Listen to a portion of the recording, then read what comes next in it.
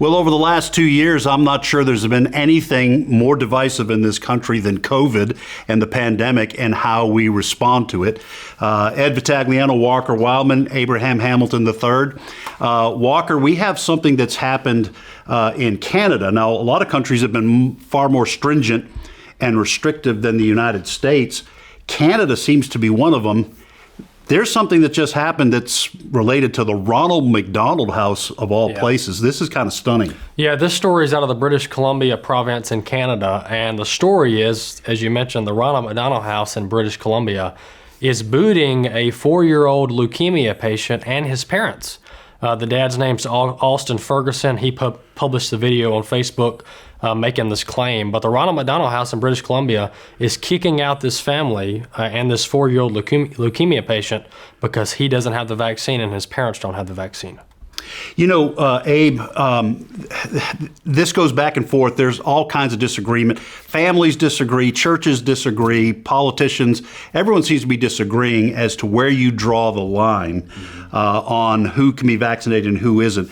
But like what Walker's talking about, it seems like the people who are most stringent in their wanting people to be vaccinated, so on and so forth, don't seem to have any compassion on the victims of this. They just simply assume if you're not vaccinated, you get what you deserve. Yeah, and this story really typifies that because you have the Ronald McDonald House that exists to help people in having extremely difficult healthcare situations. The little boy has leukemia.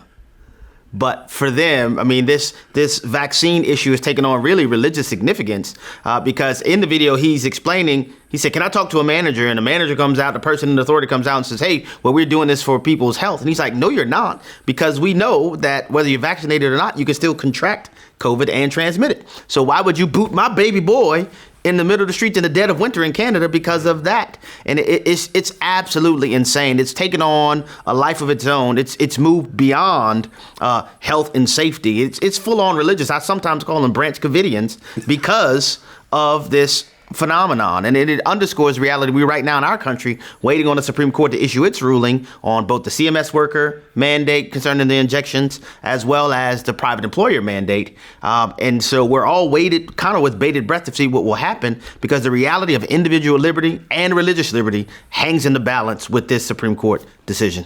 It's also very revealing in terms of what people think about God and the value of human life. Well, guess what, folks? This issue's not going away anytime soon. These kinds of things are going to continue to crop up, and we will follow them to the best of our ability and let you know what's happening and how to understand those things from a Christian perspective. Thank you for joining us on this edition of Reason and Company, and we'll see you next time.